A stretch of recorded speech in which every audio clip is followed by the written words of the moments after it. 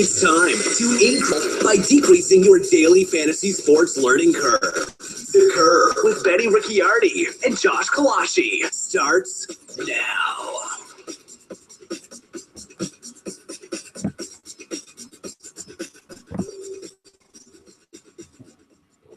Hey everybody, welcome back for another episode of The Curve here at rotocurve.com. My name is Benny Ricciardi.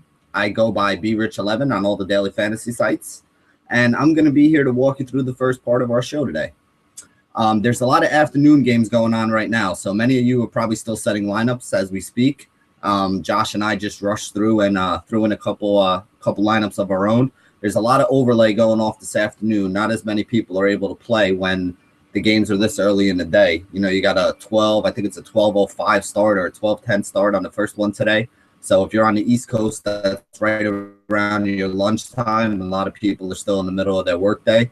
And if you're out on the West Coast, I mean, it's 9 o'clock in the morning right now. So you probably just dropped your kids off at school or just walked into your workday as well. So today's going to be a day where there's going to be a lot of overlay. I was looking through DraftKings and firing some rosters in before I hopped on here. There's a lot of overlay in the qualifiers today. If you're over on Aces, some of those qualifiers aren't even half full. The satellites for their, for the qualifier for the big $250,000 tournament and the trip to Angel Stadium and a chance to, hit some home runs in that ballpark and in the home run contest. So if you're around and you have some lineups in there, you have some extra cash in your lineup, might not be a good idea to go, might not be a bad idea to go looking through some of those lobbies right now. And, see if you can go pick up some tickets to some of these bigger tournaments on the cheap.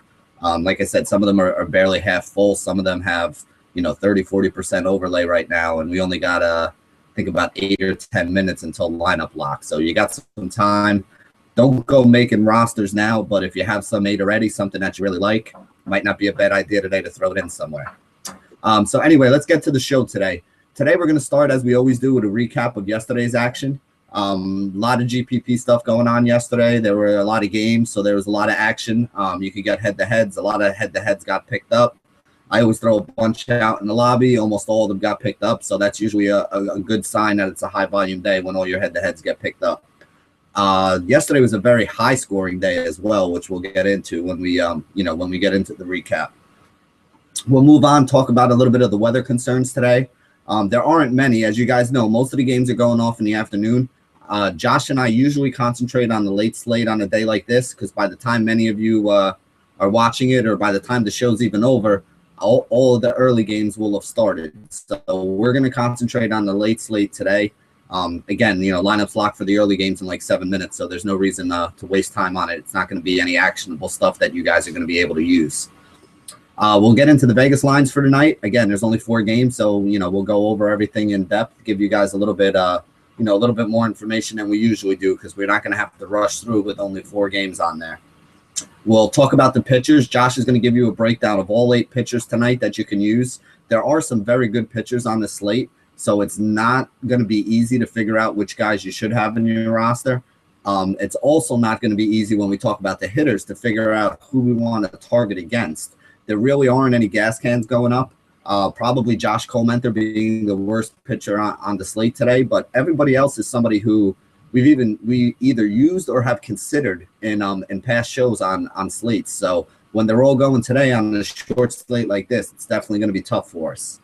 And then as always, Josh and I will end by giving you guys our cornerstones and letting you know how we're going to be building our rosters. We have a few teaching points that we're going to throw in during the way as well because it is such a short slate. We have some time. So there's a couple things that we're going to go over. And the first thing I wanted to go over is how do you attack a small slate like this? And Josh and I are both going to give you some of our ideas on how we usually do it.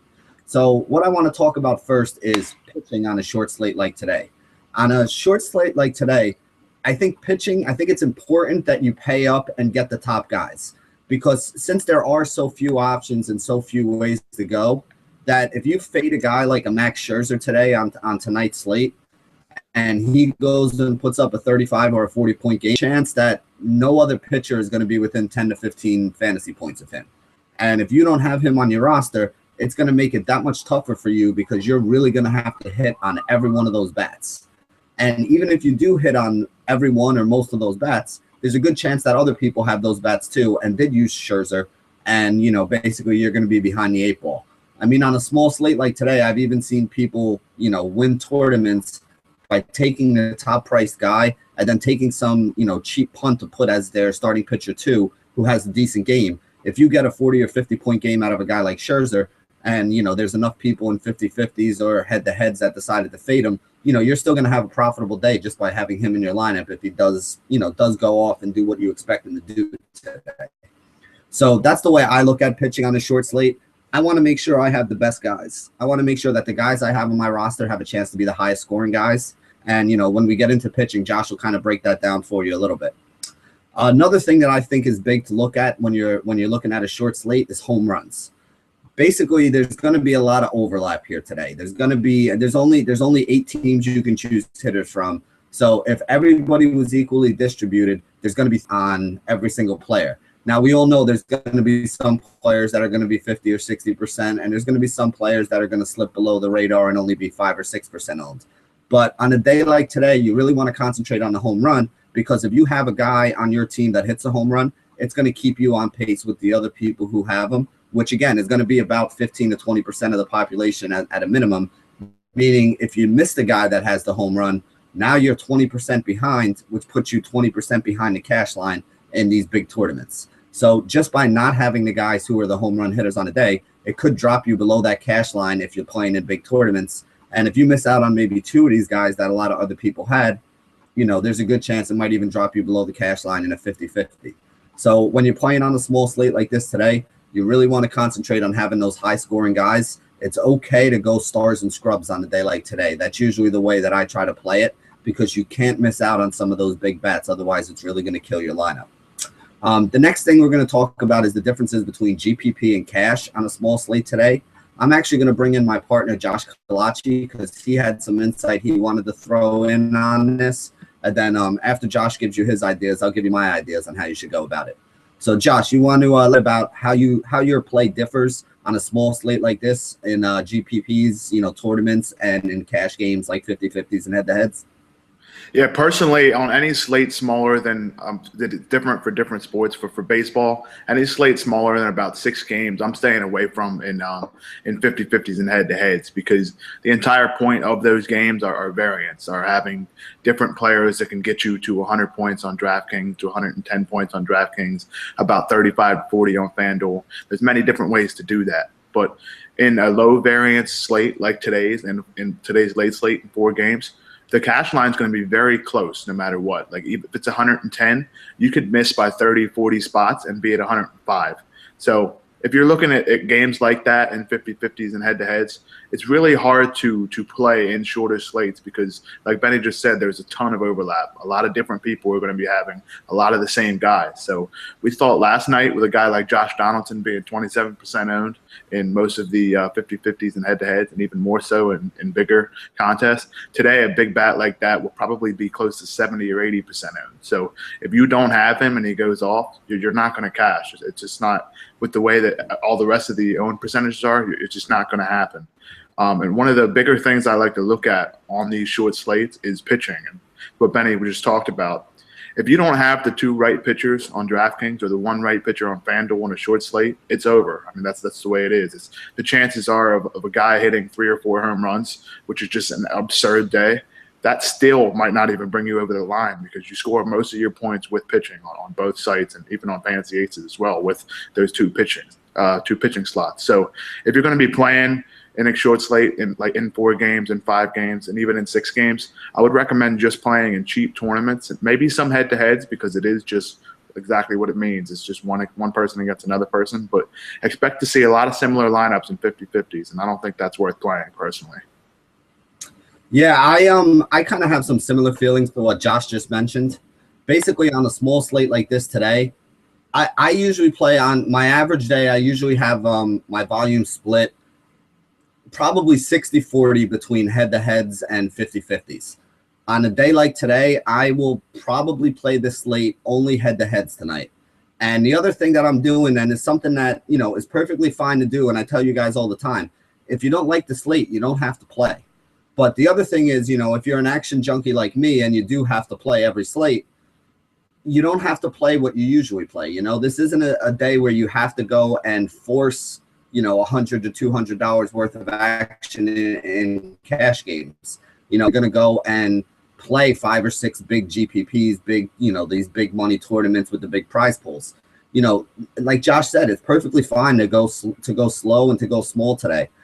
I might throw maybe 1 or 2 shots over in the moonshot over at DraftKings. I might play 1 or 2 entries in the solo shot for $1, or the $2 tournament, the Flair, I think it's called. Maybe throw those same lineups in there over there.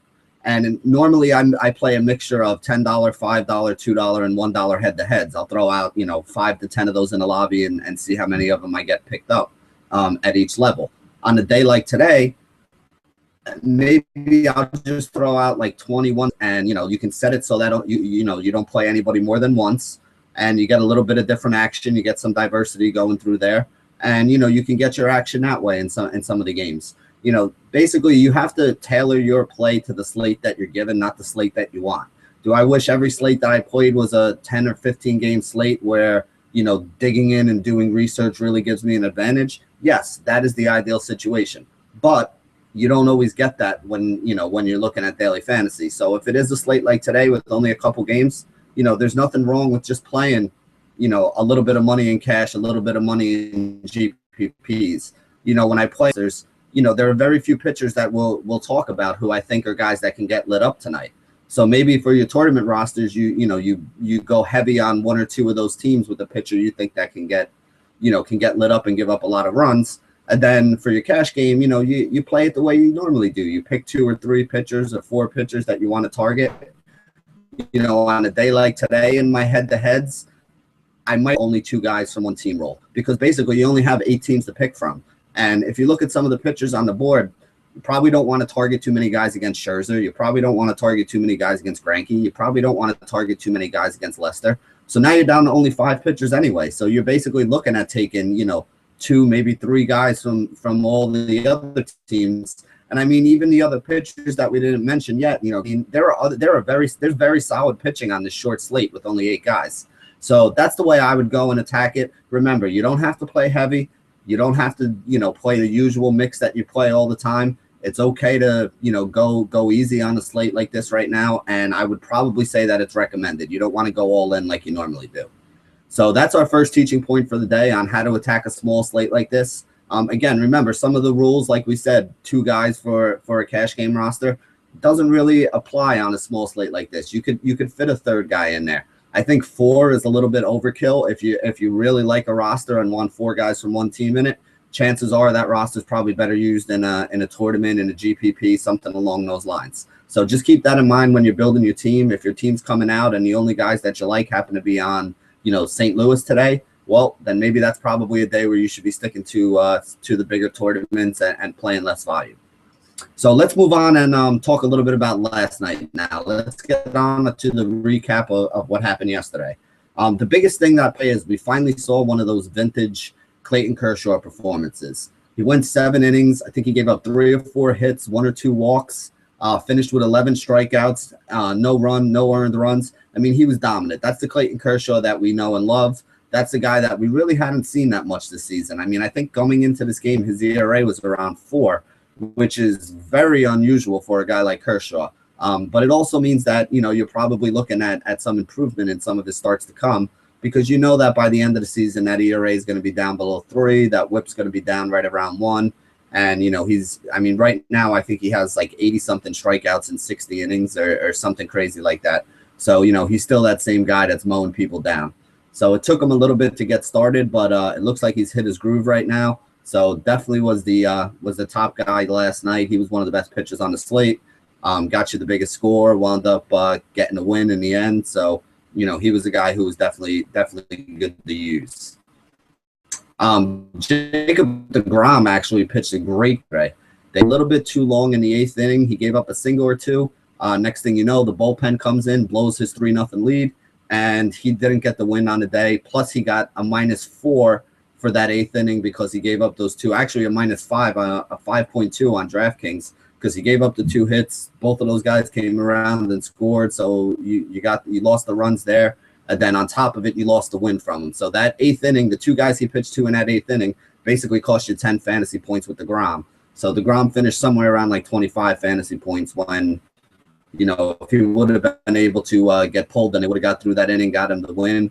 Or if he would have ending on his own, he probably would have wound up somewhere around like 36 or 37 fantasy points. And again, that's what we say, like 1 or 2 pitches can change everything. There's a lot of times where, DeGrom at that point in time had like 35 points going into that inning.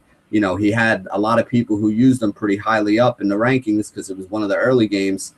And then when he started getting hit around a little bit and those runs came in and you realized you were going to lose the win on him, he went from being probably one of the guys who you were thinking, oh, this was a great start today, to a guy who but didn't have the upside that, he basically did when he stepped onto the mound at the beginning of the 8th inning. Madison Bumgarner struggled yesterday. He had a problem finishing batters. He went to 2 strikes on probably 5 or 6 different times. He went to 2 strikes, and guys were just fouling it off, and then he would either walk them or they would have a pitch that they can put into play. I didn't see anything that looked wrong with him in his mechanics. I mean, the good thing about it is he was battling. He was trying to get these guys out, but his out pitches just weren't working for him yesterday. I think he only finished with like maybe 3 strikeouts or so. I think he did pick up the win later on in the game, but again, he was not a good start yesterday. So he wasn't a good call by me, and I'll take the blame for that. I expected a lot more out of him. I thought he'd get a lot more strikeouts, and he just didn't. David Price was pretty good. Price went 7 innings too, gave up no runs, couple hits. I don't even know if he did have a walk. But the problem with Price's start is he didn't really strike anybody out, and he was very expensive yesterday. So again, even if a guy pitches well, doesn't, limits the negatives, if he goes 7 innings, that's nice. But if he only finishes with 3 or 4 strikeouts, it's not going to be enough to get you what you need. So when you're looking for pitching, especially if you're looking to pay up for guys, you really got to get a guy who you think can get. Because even if a guy like Price goes out and throws a really solid game, like, he'll return great value to you at his price because he wasn't able to get the strikeouts to help push that score up even higher. So just think about that. He went 7 innings. I think he only had 3 strikeouts, gave up no runs, and he's still completely and got the win, and he's still completely underperformed, where we expected him to be. So that's just something to keep in mind. If you're going to pay up for one of these big price pitchers, you need to make sure that they're not only going to go deep in the game, but they're going to get you those strikeouts. Because if they don't get you those strikeouts, they're really not going to pay off for you. Moving on from that, Schumacher was actually one of the guys who wound up on a lot of the top roster, the best value play on the day. His biggest problem has been giving up home runs. When he doesn't give up home runs and he keeps the ball in the ballpark, I mean, even when he does give up home runs, he's been striking out a lot of guys. He's been limiting the other team's hits. He's been walking a few more guys than you would like to see him doing, which is definitely not a good thing for a home run pitcher, because if you walk a guy or two and then you give up a long ball, well, now you're down 2 or 3-0 instead of, giving up solo shots. There's a lot of good pitchers in Major League Baseball that give up a lot of home runs, but they limit it to solo shots. As long as you're limiting it to solo shots and not letting guys on base, you're not giving up a ton of runs, so you're not really hurting yourself. Schumacher had been, giving up a lot of home runs and walking guys, so they were 2 or 3 run shots instead of solo shots. But yesterday he was great. He kept that San Diego team off balance. I think they only had like 4 hits going into the 6th inning. They weren't really able to scratch together anything altogether. Eventually, they got a couple runs late. I know Derek Norris had an RBI single. He had a pretty solid game, paid off for me. I was pretty happy about that. But that's about it as far as pitching was on yesterday's slate. You really needed to have Kershaw. DeGrom was a good start. You saw a lot of people with the DeGrom-Kershaw pairing up towards the top of some of these tournaments. And the top roster yesterday was actually a pairing of Kershaw and Shoemaker. Shoemaker being the, probably the best value play on the day. Moving on to the bats, we had a couple good calls yesterday. Josh Donaldson went absolutely crazy. 3-run walk-off home run after he hit another one earlier in the game. Finished with 48 DraftKings points, had 21 points over on FanDuel. Obviously, we said yesterday he was our top play at third base, one of our top plays overall. Anytime he goes up against a lefty, anytime Rogers center, he's the guy that you have to have in your lineup. So I was very happy that Donaldson did what he did yesterday. But again, he was highly owned. Everybody knew about him. Everybody knew he was going to be a stud. But if you didn't have him on your roster, you were definitely behind the 8 ball. Jose Abreu homered off R.A. Dickey again. He has 3 home runs now in Funky. As we said yesterday, we gave you a little discussion about BVP. BVP is not something that I follow blindly, but Dickey had been struggling against right-handed power bats. Abreu's a right-handed power bat. Abreu had the 2 for 3 game against Dickey with 2 home runs last year, so there was some BVP that you can look at. And again, when the BVP fits in with the numbers that you're looking at, it just makes it that much of a stronger play. So we recommended him yesterday. He went yard, so he had a pretty good game. So those 2 guys were basically 2 of the guys that carried most of my cash game lineups. I was pretty happy about that. The rest of the Toronto offense was, they were okay, but they didn't really do all that much except for Joey Bats. Joey Batista had a big game as well as Donaldson. There were a couple Toronto stacks up towards the top. Reyes was having a horrible game until his last at bat. He had an RBI, and then he wound up, getting on base. I think he had a double, and then he scored a run on the Donaldson home run. So he finished with a decent. Oh, go ahead, Josh. You all right? All right. So he finished with a decent number for you yesterday. Prince Fielder was another guy who went off yesterday. Prince Fielder is back. He basically had another home run. I think he picked up 3 more hits. I mean, he's hitting about 330 right now with a couple home runs. So he's definitely somebody who needs to get back on your radar. Anytime Prince goes up against right-handed pitching, you got to keep an eye on him because, he is very, very good. And now that he's back from injury and he showed up injury, he's a guy that we got to think about like we thought about him 2 or 3 years ago when he was in his prime. So that's basically our recap from yesterday. That gives us everything that we had to get done. Today, we're going to move on and we're going to talk about some teaching points. Now, again, we have a lot of time in the show today, so we're going to go over a couple things in depth.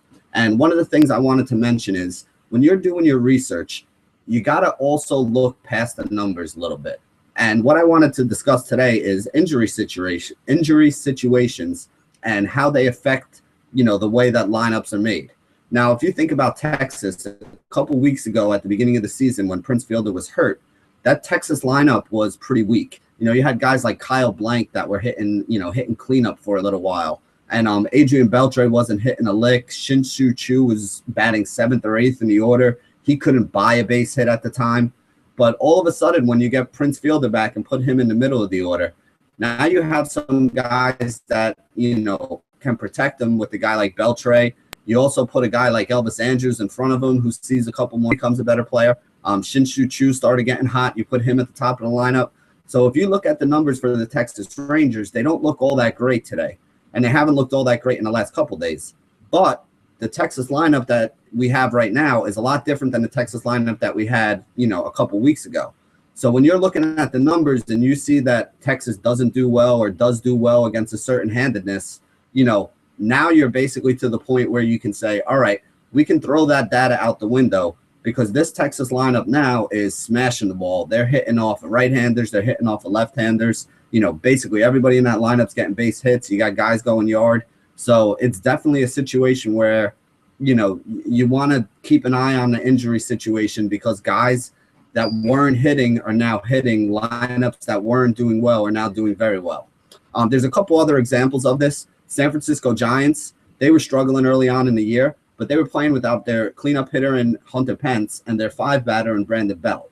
Now, Belt and Pence both came back before that Colorado series, and lately that San Francisco offense has been putting up big runs. So if you look at the season-long stats for them, you're going to think, oh, this offense has been struggling. And you're right, they had been struggling over the first month of the season.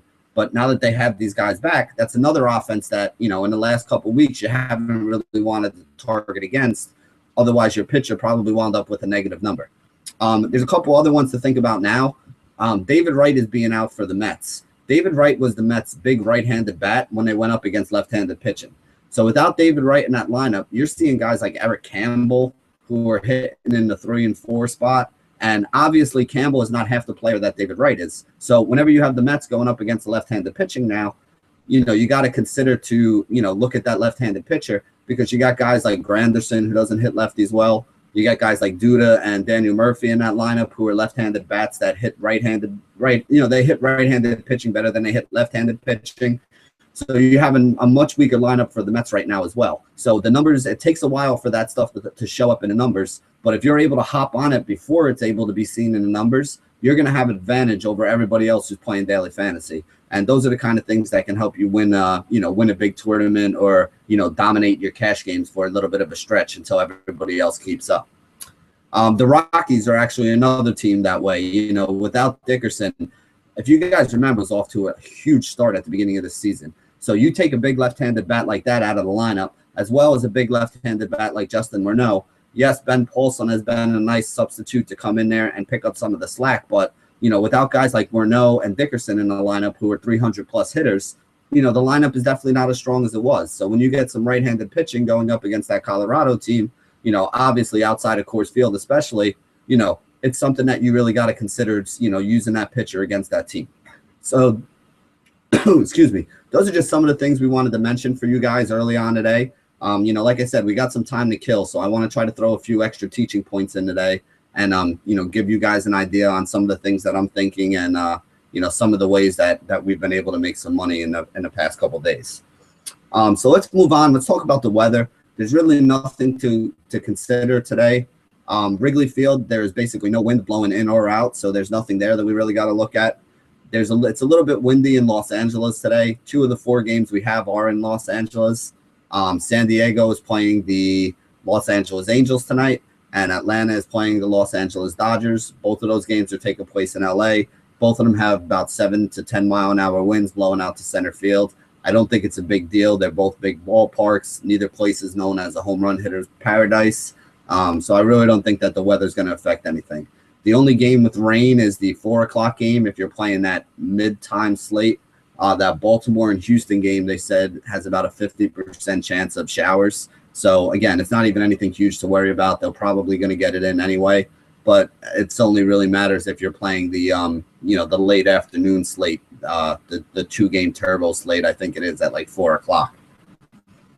So moving on today, let's talk about the Vegas lines. We only have 4 games, so we might as well mention them all. There's 2 games with really low totals. That is the Chicago and Washington game has a 6.5 total.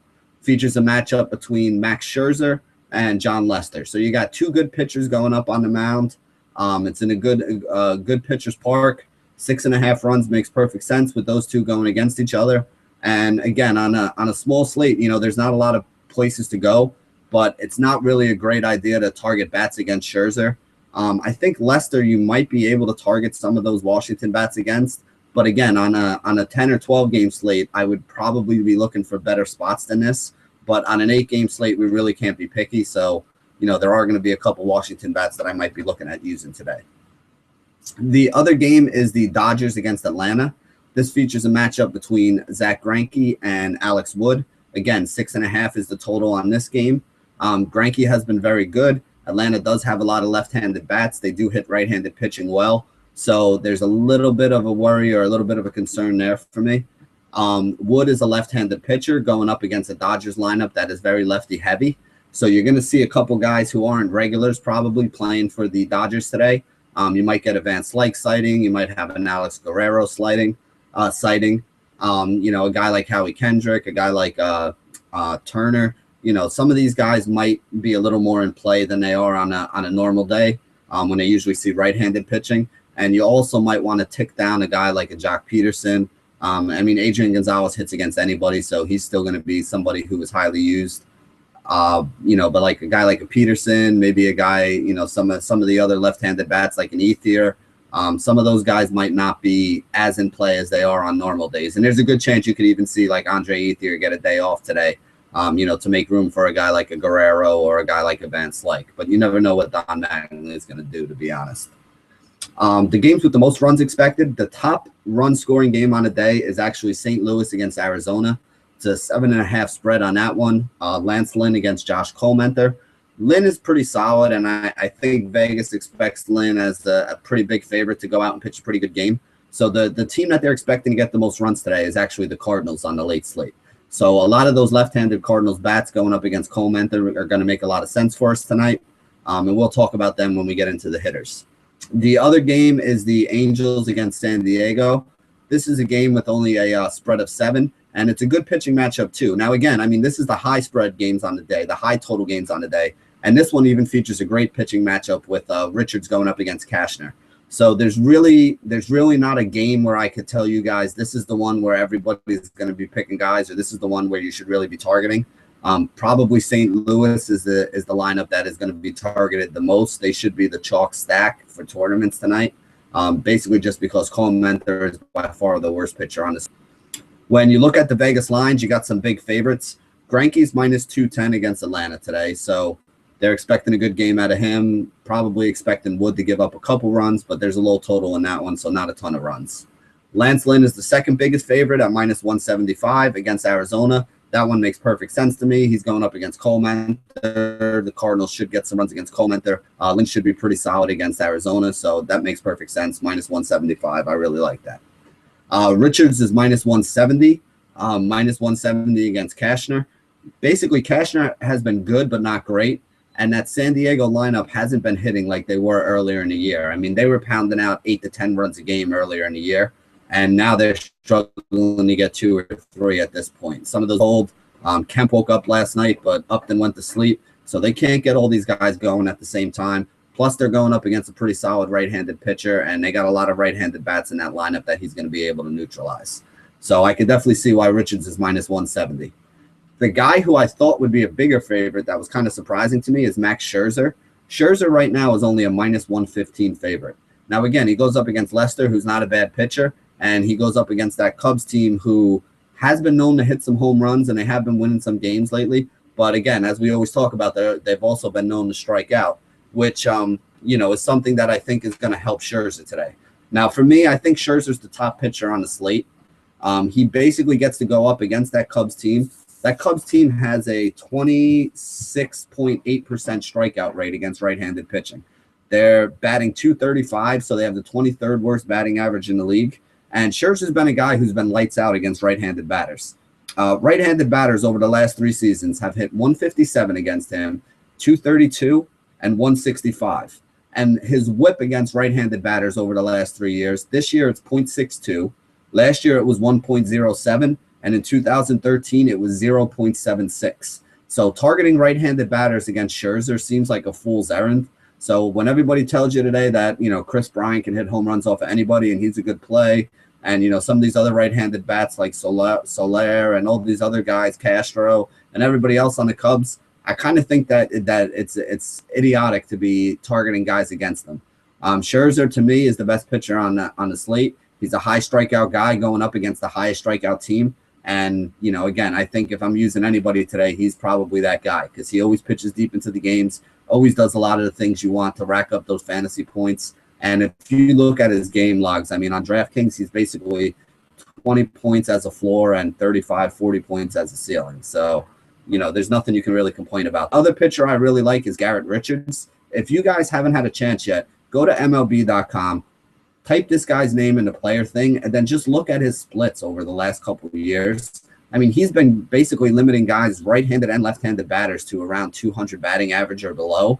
And that's like a key mark for me to look at. If I can see a guy who's, limiting the opposition to a 220 batting average or below, he becomes an automatic start for me. If it's a guy who limits right-handers going up against a righty-heavy lineup, automatic start. Left-hander going up against a lefty-heavy lineup, automatic start. This guy's been able to do it against both right and left-handed pitching. He hasn't pitched an absolute ton of innings. I think he's been hurt a little bit on and off. But when this guy is on, he's been dominant. So to me, I think Scherzer and Richards are easy on the slate, and those are the 2 guys I'm going to have on top of most of my rosters. But I'm going to kick it over to Josh right now. He's going to go through all 8 pitchers on the slate for you guys today and give you an idea of, who he thinks you should be using, who he thinks we should be targeting against. And after he's done, I'm going to give you an idea of some of the hitters that we should be using based on his recommendations. So, Josh, you want to get into the pitching for everybody today? Yeah, for sure. And as you guys know, when you watch the Curve, I come on with my pitching segment. I talk about 5 or 6 guys that I like, a guy to stay away from, stuff like that. But for today, as Benny just said, we only have 4 games, so I'm going to talk about all 8 pitchers. I'm going to give you an idea of who to put in your lineups and who to target against, because that's the other side of pitching that is pretty much the main part of daily fantasy baseball. So we'll start with the Cubs Nationals game today. It's Scherzer against John Lester. Benny just mentioned Scherzer, who right now is probably the top pitcher on the slate by far, and he has the best matchup. So he's pretty much a no-brainer. He will be in almost everyone's lineup today. So that brings back to the point we talked about earlier with these 50-50s. And a lot of people will have Scherzer, so it pretty much just becomes on a site like FanDuel, it becomes your hitters against the hitters. And on a site like DraftKings, is one pitcher against another pitcher and a whole bunch of hitters. So that's one reason to stay away from those 50-50s. But trust me, Scherzer will be in almost all those lineups. And if you are in a head-to-head or a 50-50 where somebody doesn't have Scherzer, you'll probably be in luck today because he has the best matchup and he's the best pitcher on the slate. The Cubs do strike out a ton. It's almost a 26% strikeout rate against right-handed pitchers, and Scherzer has some of the nastiest stuff in the league. You know, like I just said, he's a must-have if you're playing in 50-50s and head-to-heads. But as I said earlier, it doesn't make too much sense to play those on a slate like today with only 4 games. But even in tournaments, I'm targeting him as well because he has massive upside despite his price. On the other side is Jon Lester, who, if you look at the splits for the Nationals where they hit against lefties, they're hitting about 260, have a slugging percentage of around 400, and they're striking out about 21.6% of the time. Now, all 3 of those numbers aren't too bad, but that 260 batting average against lefties is something to look at. So I'm staying away from Lester today. One other thing that I want to mention about him is if you're targeting hitters against him, Jon Lester has some kind of mental thing where he just can't throw the ball over to first base on a pickoff. So despite the fact that he is left-handed, he has the ability to have that pick up and put the foot down and throw over to first. He doesn't do it. So although he is left-handed, which usually means a lot of people think he can regulate the running game, he just can't. We saw earlier this year Billy Hamilton stole 3 bases on him. You see guys stealing 2 or 3 bases on him at a time. And regardless of what their catcher stats are for throwing guys out, Jon Lester can't hold base runners at all. So that's another benefit for guys like Denard Span if they were to get on base, or guys like Michael Taylor if he's in the lineup later tonight. And even Bryce Harper has some wheels as well. One thing I did want to mention about Jon Lester is he's left-handed, so a lot of people will think, oh, stay away from Harper, stay away from Span. That's not the case necessarily, because in the last 2 years, Lester has actually allowed lefties to hit him a lot more than right-handed pitchers or right-handed hitters. And the reason for that is because Lester is a cutter, a pitcher. He throws his cutter all the time, and what that does for righties is he throws it on the middle of the plate, but it cuts in, so it pretty much limits the righties' ability to extend their hands, and that limits their ability to get hits. Now, for lefties, he's starting in the middle of the plate and throwing it the cutter to the outside part of the plate. So some lefties can get around on it, who stand on top of the plate and hit the ball out of the ballpark, and the others can just drive the ball to left field. And I think that's part of the reason why Lester is so successful against these left-handed or against right-handed pitchers, or right-handed hitters, but those left-handed hitters can still hit him as well. I think today is a day that you can get Bryce Harper at a discount. I know it sounds weird to say that, but a lot of sites are using adjustment based pricing based on matchups and ballpark. Harper's price has gone down as compared to the last few days, and I think it's because of the lefty-lefty matchup. But the fact remains that Lester gives up more hits to lefties, and Harper is by far the hottest player on the planet right now. So you may be able to get him at a discount today. Let's move on to the next game, and that's the Cardinals against the Diamondbacks. The Cardinals pitcher is Lance Lynn today, facing the Diamondbacks, who hit 260 once again against right-handed pitchers, had strikeout rate at about 20%. But there's something I want to mention about Lynn that it's kind of been a little bit alarming when you look at his game log this year. He throws a fastball at 80% of the time, which is among the highest rate in baseball, if not the highest among starting pitchers. And that gets him into trouble against aggressive teams. He struggled so far against the Cubs, Brewers, and Royals. Now, if you watch these teams, you know they're aggressive. But just to back it up with some numbers, the Brewers and Royals are the top 2 in swinging percentage in all of baseball.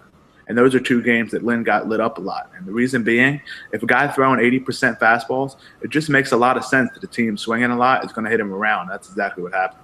The Diamondbacks are very aggressive as well, especially when guys like Ender Inciarte and David Peralta are in the lineup, which chances are they will be against the righty and Lynn. So be sure to keep away from Lynn, but maybe target some of those Diamondbacks bats. Guys like Paul Goldschmidt, who has a very short swing, can hit a fastball almost anywhere. I just mentioned Inciarte and Peralta, and guys like A.J. Pollock, who has stolen base ability, although the Cardinals do have the best fielding catcher in baseball in Yadier Molina. So be sure to target some of those Diamondbacks bats, and I think you're going to target bats on the other side as well, because Josh Colementor is the worst pitcher on the slate, as Benny mentioned earlier. Also, he's facing the Cardinals, who are hitting 275 against righties. They're not striking out too much, and their slugging percentage is over 400. So I would never suggest Cole Mentor, but especially on a short slate. That being said, I would definitely target hitters against him because lefties like Colton Wong, Matt Carpenter, and even Matt Adams can get a few hits, potentially a home run. And the fact that remains that Cole Mentor has given up a 300 batting average to all hitters so far this year, 284 to righties and 314 to lefties. So either one, you're looking at a good matchup. And one thing I wanted to mention is that this is a little bit of a baseball bit of knowledge here. When a guy throws over the top like Cole Mentor does, it's not as bad for right-handed hitters to hit against him because most of the time when righties struggle against righties, it's guys that throw from the side or over the top with movement going away from the right-handed batter. But Cole Mentor throws directly over the top, so it's pretty much equal coming into lefties and righties. And that's one of the reasons why both sides are hitting him. So if you're going with a Cardinal stack today, don't be afraid to roll out Matt Holliday in the middle of that lineup as a right-handed hitter against a right-handed pitcher as well. Move on to another game, Garrett Richards against Andrew Cashner. Benny mentioned Richards has been one of the better pitchers in baseball. Has kind of gone under the radar in the past 2 years.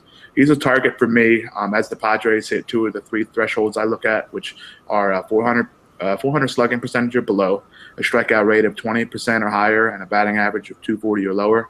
The only one they don't check is batting average, and that's just 243, which is too close to kind of uncheck the box for me. So the only thing about Richards is he's kind of expensive. Now, he's not to the level of Scherzer is, but his numbers have been. So be sure to keep an eye on that. I do like the guy on the other side, though, Andrew Cashner. I believe he's 1-7 this year, which is not a good record at all. But for pitchers, you can't look at that. He's been pitching very well. His ERA is either at or below 3 so far. And he's facing the Angels team, who are hitting just 227 against righties. They have a very low slugging percentage and are striking out at 20% so far this year.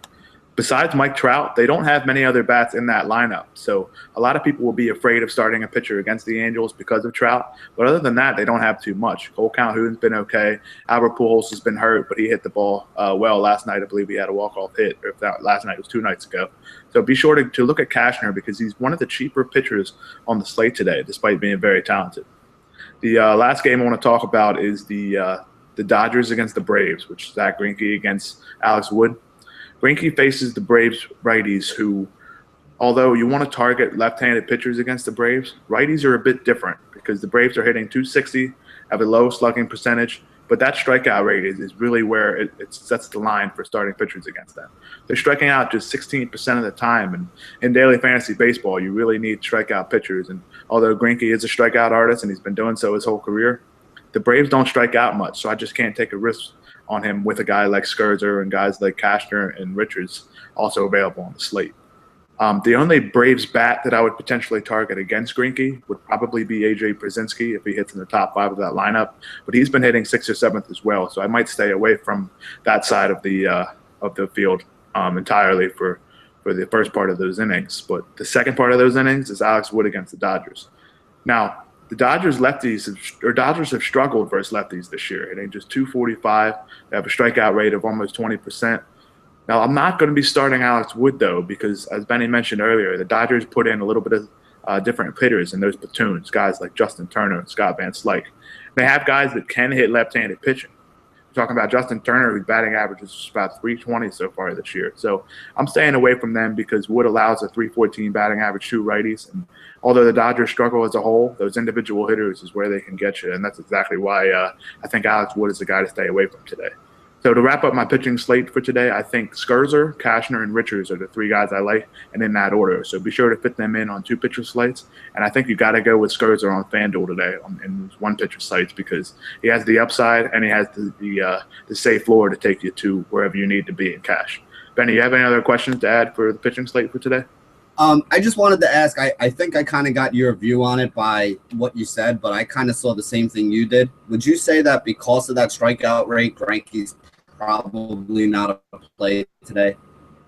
Yeah, I don't think so because the fact that he is a great pitcher and he can strike out guys, but the fact that the Braves aren't striking out too much and they've proven that against good pitchers this year, I just can't go with them simply because you could spend a little bit more for a Scherzer, or you can come off of them and go with a guy like Andrew Cashner, who's I believe 2,000 left on DraftKings and about 1,500 left on FanDuel. So I can't target a guy that could pitch well, but 3 or 4 strikeouts isn't going to cut it, especially with Scherzer on the mound today.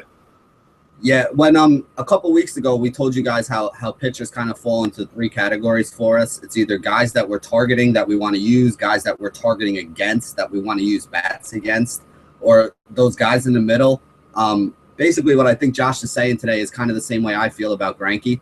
I'm not looking to actively take a whole bunch of those Atlanta bats because he is a good pitcher, but because of their low strikeout rate, I'm also not looking to take Greinke. So he's definitely the guy that falls squarely in that. Not targeting, but not targeting against category.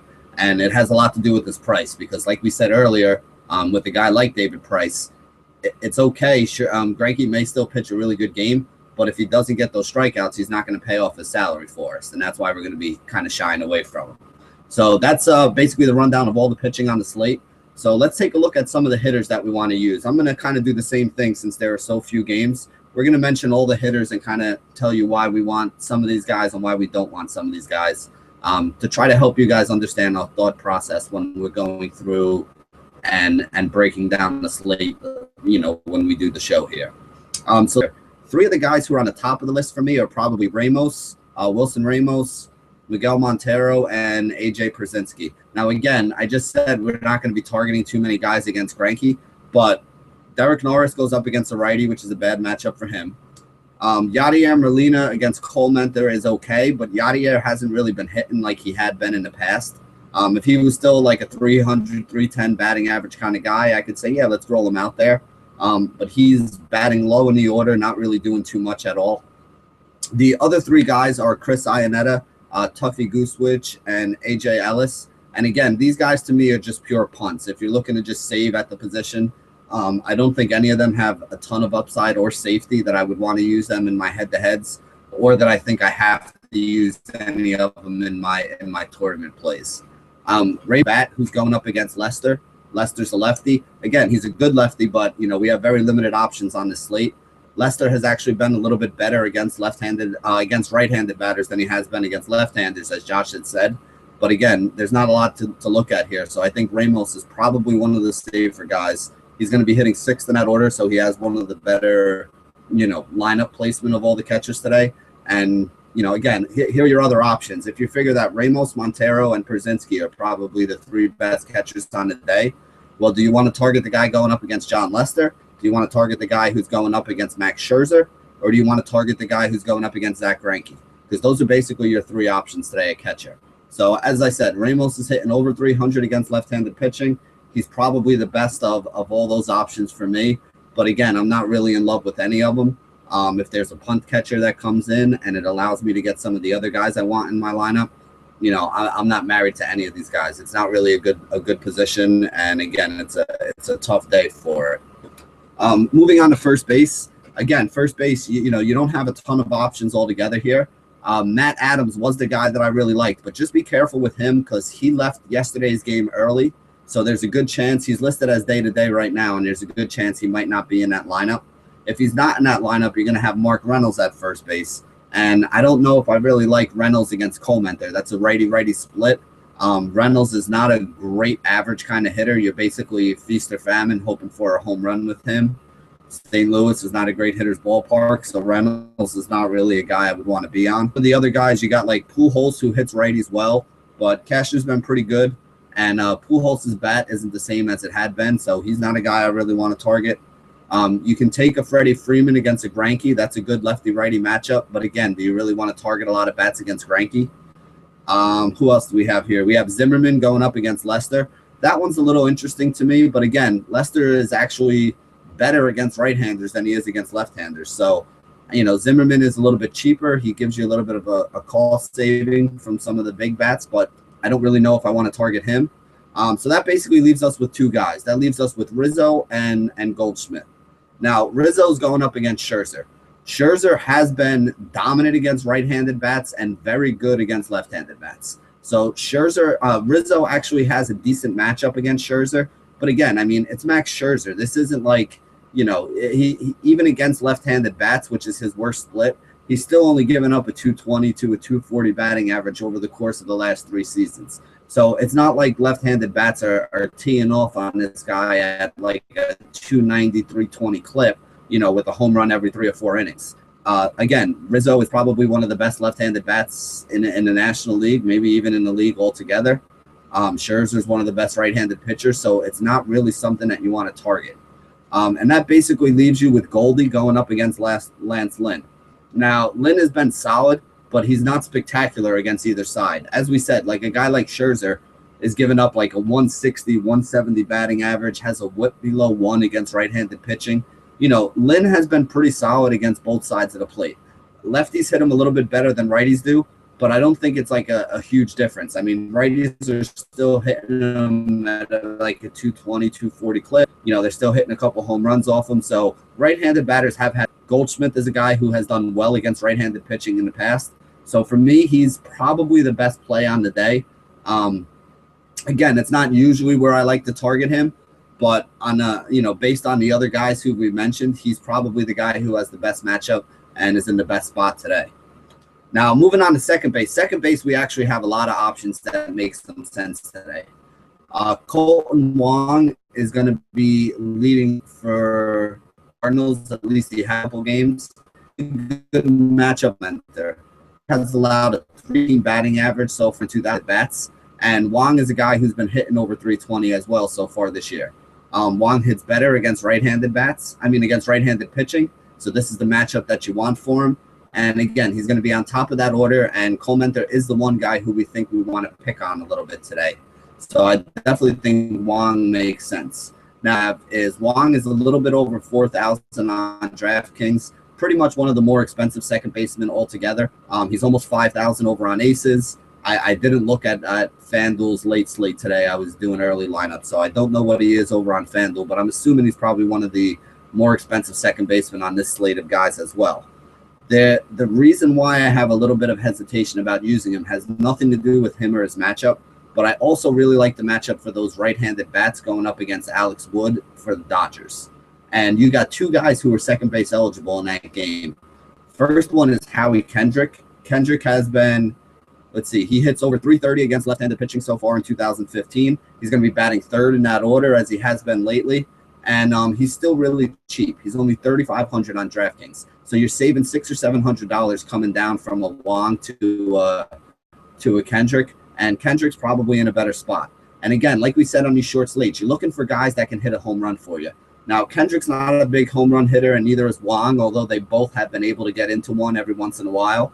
But I kind of like the upside batting in the 3-hole for RBIs and power numbers better for a guy like Kendrick than I do for a guy like Wong. So on a short slate like this, I'm thinking Kendrick might be the guy that can hit that home run. And, if you don't have him, it's going to really, really cause a difference in, where you wind up finishing in this game. The other guy at second base for the Dodgers, at second base eligible, is Turner. So you could either use Kendrick or Turner at the second base spot, and they're also both eligible at the third base slot, which we'll talk about next as well. Both of those guys do very well against left-handed pitching. Turner actually hit about 345 against left-handed pitching last year. So he's in a good spot as well. He'll probably be 5th or 6th in that lineup for the Dodgers. So again, I like Kendrick. He's got a little bit better lineup placement, but Turner is also an option there. I don't like any of the other options at second base, and I think that those 3 guys are probably head and shoulders above everybody else. So one of those 3 should probably be on your roster. Moving on to third base, you guys all already know who I'm going to say, so I could probably just skip it. Matt Carpenter, 340 batting average versus right-handed pitching. He's safe, he's solid, he's got the best matchup on the day at the position. Put him in there, lock him up, and, don't worry about the price you have to pay for him. He'll pay it all for you. Definitely for your head-to-heads and your cash games. If you're looking to go with somebody with more upside for a tournament, again, you can save money if you go with a guy like a Turner or a Kendrick actually Kendrick would have to be at second base, but you could slide Turner in at third base if you wanted to. Other guys at third base eligibility, depending on who you play at first base or shortstop, you could use a Escobar at third base. You can use a Ryan Zimmerman at third base. Escobar's a guy I like. We'll talk about him when we get to shortstop. The other guys there, you got Chris Bryant going up against Scherzer. We already talked about how good Scherzer is against right-handed batters. I don't care how good Chris Bryant is as a hitter. I'm not going to target him against Scherzer. I'll save him for another day. Yomani Tomas going up against Lance Lynn. That one actually has a little bit of upside. Tomas has been hitting 5th in that order for the Diamondbacks. Again, you'd probably rather have left-handed bats against Lynn, But Tomas is a guy who has some power and could be a decent option for you there. I'm not going to take David Freese against Cashner. I think Cashner's pretty solid. Freese, I really only look at against left-handed pitching and weak left-handed pitching at that. Let's see, guys like Aaron Hill against Lance Lynn aren't in play for me. Maybe like a Middlebrooks or Richards. I really like Richards today, so I'm not going to be looking to target anybody against him. Jed Jorko, I think. Jorko is also, third base eligible, but I don't want anything to do with that either. Moving on to shortstop, like I said, I do like Escobar. He's hitting .313 against left-handed pitching, and he's batting third in that order for the Nationals. And he's only 3,200 on DraftKings. He's below 3,000 on FanDuel. He's reasonably priced over on Aces too. I want to say he's like 42 or 4,300. So if you can get a guy that's that cheap, that's batting that highly up in the order, a guy who is hitting behind Denard Span and Ian Desmond, and a guy who's hitting in front of guys like Bryce Harper and Ryan Zimmerman, I definitely think if at shortstop today, I would rather roll him in there than taking a guy like Jimmy Rollins against Wood or Ibar against Cashner. Definitely want nothing to do with Castro against Scherzer. And even like Andrelton Simmons against Greinke. I mean, none of those guys really excite me all that much. Again, Lester's a solid pitcher, which is why I kind of like Escobar a little more than I like a guy like Ian Desmond. Desmond might have more home run upside in that matchup and has been kind of hot over the course of the last week or two. But, again, I'm not trying to target guys against Lester per se, but there are very few options that, that you can have here. Another guy who makes some sense to me at shortstop is using Johnny Peralta. Peralta is a huge, Cole Mentor's not a huge home run guy. He doesn't usually give up a ton of home runs, but so far this year, he's actually been getting knocked around for a couple home runs, and especially from right-handed bats. Peralta, despite being a righty, actually does hit with some power against right-handed pitching. So he's got some upside to me for a tournament.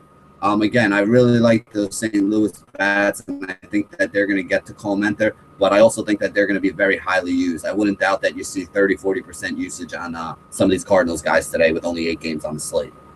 Moving on to the outfield, one guy who I really like is Cole Calhoun. Calhoun's a left-handed bat going up against Cashner. Lefties are the way to go, to go attack Cashner. It's still not great. Again, he's not a guy who's given up the 320 batting average to left-handed batters.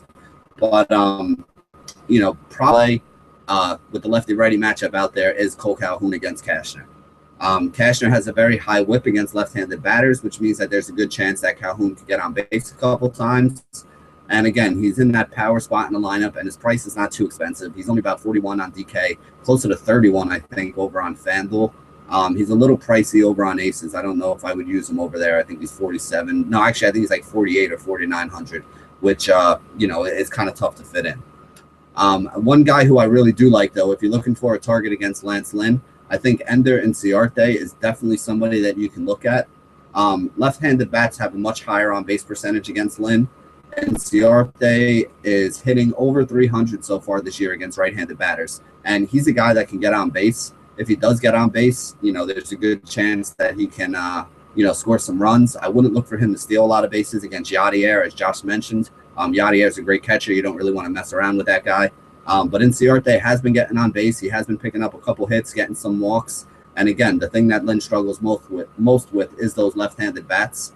A guy like Peralta's kind of cooled off. AJ Pollock's a solid option, but he's a right-handed bat. So really, if you're looking at outfielders in that Arizona, is the one guy to me. There are other guys that I really like too. You can look at a guy like Scott Van Slyke against the left-handed pitcher in Wood. Van Slyke has been known as a lefty killer, so he's probably going to be in that lineup. But again, you never know what Don Mattingly is going to do. Alex Guerrero is another guy. He hit another home run the other day, got a lot of power. Again, he's been playing in the outfield slot, a couple of different infield positions. He's kind of a utility guy, so you don't know if he's going to even be in the lineup. And if he is, you have no idea where he's going to be batting. He could be in the 8-hole, which is tough for me because he might wind up just getting pitched around a little bit. You got to like Mike Trout against anybody. Trout against Cashner isn't a horrible matchup for me. But if I was going to spend up, I kind of agree with Josh. Lester is a guy who gives it up a little bit to left-handed batters, more than you would assume for a good left-handed pitcher. So I think Bryce Harper and a little bit of a price discount you can get on him today, it makes a lot of sense. So if I had to choose between Harper and Trout, I'm probably gonna lean Harper, and I think more people are probably gonna lean. I don't know. I mean, I think it'll probably be pretty close. I think both guys are going to be highly owned, but if you can only afford one, I think I'm going to agree with Josh and give Harper the nod for me today. I also like Denard Span. If you're going to get Span, another left-handed guy who could do pretty well against Leicester, who struggles a little bit with those left-handers. Again, as we said, Leicester has some kind of mental block with throwing down to first base. So Span's a guy who could get on base, steal second, and then get knocked in. So he's somebody that has the chance on DraftKings, especially. Those singles and that speed play better on DraftKings than it does on FanDuel or Aces. So he's definitely somebody that is in play for me over on DraftKings. And I think he's only like 4,100 or 4,300. So it's not. Let's see. Did I mention everybody I wanted to mention? Yeah, that's basically it. The only other guy I do want to mention is I agree with Josh about using Matt Holliday. Basically, I think you can use anybody on St. Louis today. I don't think there's any reason to fade any of those guys. But that's basically the rundown of all the hitters today that you have a chance to pick. So Josh, do you want to let people know what cornerstones you're going to be using to build your rosters today? Yeah, first things first tonight, I'm going to be playing simply just in tournaments today, probably a couple $1 entries, maybe $3 or $5 entry here and there. But I'm not going to be playing 50-50s and head-to-heads, so I'll probably be making a bunch of different lineups. But all of them are going to start with Max Scherzer and then build around from there. I'll probably use some Garrett Richards and some Andrew Cashner, mix and match with Scherzer. Definitely we'll have a lot of Cardinals bats, and we'll need to find some cheap guys as well because Scherzer is very expensive. And although Cashner is pretty cheap, if you spend between Scherzer and Cashner on two pitcher slates, you're talking about at least two value bats needed to get in guys like a Bryce Harper as well. So we will be having a whole bunch of different hitters, but I'll be building everything around Max Scherzer, Garrett Richards, and Andrew Cashner. What are you doing tonight? Yeah, I'm gonna probably do something similar. I will be playing some head-to-heads today, but it's definitely gonna be lower money head-to-heads, like maybe $1. I'll probably throw out like $20, $25 or $2 games today, and that'll be it. I'm also going to be playing in a couple tournaments, but again, it's going to be low money tournaments. This is not a day where I want to put a lot of my bankroll at risk. I too am going to have a lot of Scherzer. I really like Garrett Richards, so I'm probably going to have a lot of Scherzer and Richards on sites where I need two pitchers. On FanDuel, I'm pretty much just rolling Scherzer out there and not worrying too much about it. Maybe for a tournament on FanDuel, I'll throw a Richards lineup in there just to kind of be different, see if I can hope that Scherzer gets lit up or that Richards goes off and puts me ahead of a big part of the field. I'm going to be using a lot of bats from the Dodgers, right-handed bats from the Dodgers against Wood. I'm going to be using a couple bats from Washington, both right and left-handed against Leicester, but not a lot because Leicester's not a horrible pitcher. The guys I'm going to have the most exposure to are probably going to be some of those St. Louis bats. It does kind of feel more like a GPP day today, with only 4 games, something where you don't want to put a ton of your bankroll at risk. You definitely want to scale back your play. Throw in a lineup here or there just so you have some action on it. And again, there's nothing wrong with doing that. Hopefully you guys got a chance to play some of the early slate today. That's where most of your action should have been. That's where most of my head-to-head action is going to be on a day like today. But again, if you're an action junkie like I am, you need to have something going. So I will have some head-to-heads out there in the lobby for tonight and a couple of the small tournaments. But again, that's it. I'm not going too heavy on a small slate like this tonight. That brings us to the end of the show. Another action-packed show. Although we only did have 4 games, we still got to touch on everything. Good luck on everybody for the rest of the early slate. There's a few afternoon slates if you guys want to play those as well. And definitely good luck on the late slate. Be sure to use some of the things we just talked about along with your own research and hope to win some money. For Benny Ricciardi, I'm Josh Galachi. This has been The Curve. That's right. Stay classy, DFS. Good luck tonight.